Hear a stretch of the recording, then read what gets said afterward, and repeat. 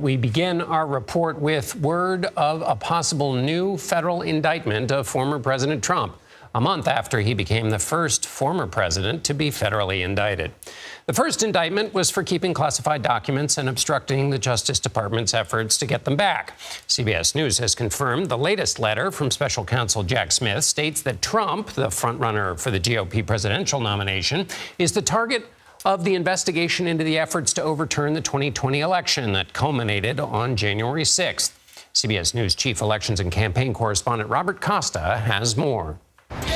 The former president confirmed the development on social media, lashing out at the special counsel, calling him deranged, and revealing he was given 4 days to report to a grand jury, saying an arrest and indictment were expected. The special counsel would not have sent a target letter and would not be apparently poised to actually bring a prosecution against former President Trump if he didn't think he had a winning hand. Although it is unclear which specific charges Trump could face, his refusal to concede the 2020 election, false claims of election denial, and push for allies to fight to keep him in office, including on January 6, are well documented. The Capitol was invaded, the electoral count was halted, and the lives of those in the Capitol were put at risk. Witnesses from Trump's inner circle have testified that Trump applied pressure to a sprawling group of stakeholders as he fought to stay in power, including his own vice president, state election officials, members of Congress, and leaders at the Justice Department. The question now is whether Trump's latest legal troubles create an opening for his trailing Republican rivals. I'm at O'Keefe in South Carolina, where Florida Governor Ron DeSantis was peppered with questions about the news. Governor, do the former president's legal issues disqualify him? He said this about Trump's behavior during the Capitol attack. I think it was shown how he was in the White House and didn't do anything while things were going on. He should have come out more forcefully, of course that. But to try to criminalize that, that's a different issue entirely. The governor came here to be the first to file paperwork for the state's primary next year. We're going to make this official. But yet again, it's the former president's legal challenges that are dominating the discussion. And he seems to gain support every time this happens, something another of his opponents, Nikki Haley, commented on today. The rest of this primary election is going to be in reference to Trump. It's just going to continue to be a further and further distraction. Back in Washington, the grand jury continues to meet this week. And for now, Trump is not expected to appear.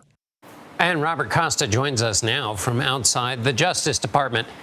So, Bob, you've been looking at this time period. We talk about it in terms of January 6th, but as you've written, it starts in November, right after the election. Based on your knowledge and what you've been talking to sources about, in terms of what the special counsel's looking into, what's kind of the locus of his case, near as you can tell?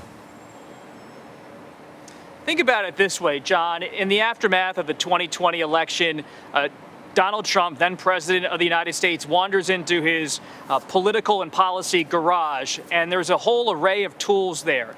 And one by one, he starts to see if some of these tools can keep him in power, to keep his presidency together. And at first, he thinks that maybe in the states they can send an alternate elector of slates, and he gets people to say maybe there'll be alternate electors. Then he tries to get the Justice Department to say the election was rigged. The Justice Department says it wasn't rigged. He then explores, could Mike Pence walk away from the lectern on January 6th and delegitimize the entire process? This was a haphazard exploration of things that challenged American democracy, took it to the brink. And one of the people that criticized the former president after the attacks of January 6th was the now House Speaker Kevin McCarthy. But there's reporting that that the former president now has called McCarthy about a defense strategy with respect to perhaps the January 6th case. While Speaker McCarthy was critical of Trump in the days after the Capitol attack, he has since become a solid ally of the Republican frontrunner. Think about McCarthy and how he handled the January 6th committee on Capitol Hill. He was highly critical of Congresswoman Liz Cheney in her efforts, along with Democrats, to investigate the Capitol attack. He didn't have some of his own political allies on the committee. So this is a speaker who, since he won his gavel earlier in the year, he has moved to the right and consolidated his base on the right, oftentimes by being in lockstep with Trump. And so it's no surprise he was on the horn today with Trump, thinking through how they're going to handle this political and legal moment. And finally, Bob, the Michigan Attorney General, this goes back to your original, series of tools the president was trying to use. One of them was a scheme to use fake electors. The Michigan Attorney General has charged 16 people with respect to that scheme in the 2020 election. How does that overlap in terms of this narrative? So much of this narrative is going to come down to fraud. Did people knowingly commit fraud? Whether it was in Michigan by signing paperwork saying that Trump had won the election in the state even though they knew he did not, or did Donald Trump commit fraud against the United States by knowing he did not win the election in 2020, yet knowingly and with perhaps criminal intent, we'll see what the prosecutors say, pursued aims and schemes to stay in power? And so much of this is about what did people say behind the scenes about what they knew and when they knew it, and how was their conduct after they knew all those facts? Robert Costa at the Justice Department. Thanks so much, Bob. Thank you.